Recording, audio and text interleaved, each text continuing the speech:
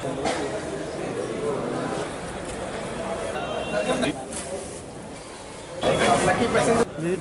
কথা বলি, ফ্লাইট যতক্ষণ প্রতিদিনের ফ্লাইট লাস্ট ফ্লাইট পর্যন্ত এই পরিষেবা থাকবে, লাস্ট ফ্লাইট পর্যন্ত এই পরিষেবা থাকবে।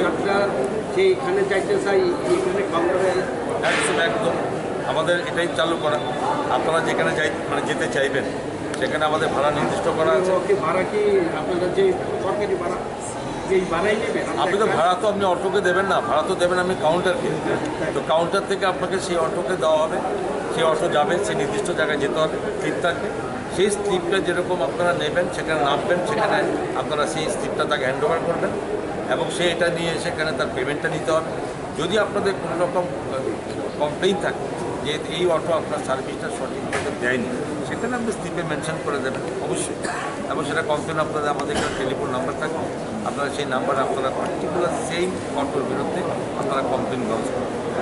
এবং এটা তো তার জন্যই করা হচ্ছে যাতে কোনো যাত্রী তাকে অযথা হয়রানি না হতে হয় এবং সিকিউর, আপনি সব দিক দিয়ে আপনার লাগেজ থেকে শুরু করে সব সিকিউর আপনাকে যাত্রী পৌঁছে দেবে জায়গাটা, আপনি সেইটা অবশ্যই আপনারা পাবেন। এবং এই সিদ্ধান্ত আমাদের এই কারণে আজকে অবশ্যই আগরতলার বিভিন্ন জায়গা থেকে, আপনি মনে করুন ইউনিভার্সিটি, মনে করুন রেলওয়ে স্টেশন, মনে করুন আপনি ইয়েতে জিরানিয়া ITS ওইখান কলেজ সিস্টেম ইঞ্জিনিয়ারিং কলেজ থেকে শুরু করে এবং জিবি হসপিটাল, অবশ্যই আরও শহরে বিভিন্ন জায়গা থেকে আপনার যাতে বাস সার্ভিস থাকে এবং এটা সবাই পায় সেই ব্যবস্থা আমরা অটোমেটিক্যালি খুব সহজে সংস্থার সঙ্গে জড়িত, বিশেষ করে TRTC বলবো আমরা চেষ্টা করছি। আমরা বলেছেন মন্ত্রী ভালো যে প্রায় মৃত TRTCকে আমরা পুনরুজ্জীবিত করার চেষ্টা করছি, যাতে TRTC আবার সচল হয়ে আগের যে ভালো সুনাম ছিল রাজ্য যাত্রী পরিষেবার ক্ষেত্রে সেটা আমরা চালু করব। আমরা কটা বাস সার্ভিস চালু করেছি এর মধ্যে। পুরোনো বাসগুলি ছিল আগের যারা পরিচালনা করতে পারতেন, বলতো রাজনৈতিক উদ্দেশ্যে TRTCকে ধ্বংস করে দেওয়া হচ্ছে বেসরকারি সংস্থাগুলিকে পাইয়ে দেওয়ার জন্য। এটার মধ্যে অন্য আর্থিক লেনদেন পার্টির তহবিল বৃদ্ধি করার জন্য একটা সরকারি সংস্থাকে ইচ্ছাকৃত মৃত করে দেওয়া হয়েছে। সেটা থেকে আমরা বেরিয়ে চেষ্টা করছি। মাননীয় মন্ত্রী আমাদের সহযোগিতা করছেন। আমার আশা এই পরিবহন ব্যবস্থা সারা রাজ্যে মানুষের কাছে খুব গ্রহণযোগ্য হবে এবং মানুষের ভরসাস্থল হবে, আস্থস্থল হবে, যেটা আজকে ফলশ্রুতি। আমরা সময়ের দাবি, মানুষের দাবিকে সামনে রেখে শহর এবং রাজ্য এখন আধুনিকতম দিকে চলছে পরিষেবা দেওয়ার ক্ষেত্রে, যাত্রী পরিষেবা, পণ্য পরিষেবা, পরিবহন ব্যবস্থা ঢেলে সাজানো চাচ্ছেন মাননীয় মন্ত্রী। কাজে আমরা যদি পরিবহন দপ্তরের সঙ্গে আমাদের সংস্থা জড়িত, আমাদের দায়িত্ব আছে রাজ্যবাসীর প্রতি। আমরা আগরতলা শহরে যাত্রী পরিষেবা যেটা টাউন বাস সার্ভিস বলেছেন, এটা আমার মন্ত্রী বলেছেন, চেষ্টা করছেন উনি খুব ভালোভাবে, আমরাও চেষ্টা করছি। আশা করি আমরা খুব যত তাড়াতাড়ি সম্ভব, যেমন বলেছেন 7 দিনের মধ্যে আমরা এই পরিষেবা চালু করেছি।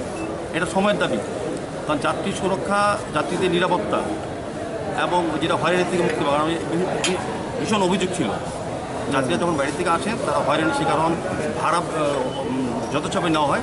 আজকের পর থেকে এখানে আজকে 40টা অটো রেজিস্ট্রেশন করেছেন, প্রায় 300 শতাধিক অটো এখানে থাকবেন এবং অন্যান্য গাড়ি যারা কমার্শিয়াল পার্টনার আছে ওয়ার্ক করবেন।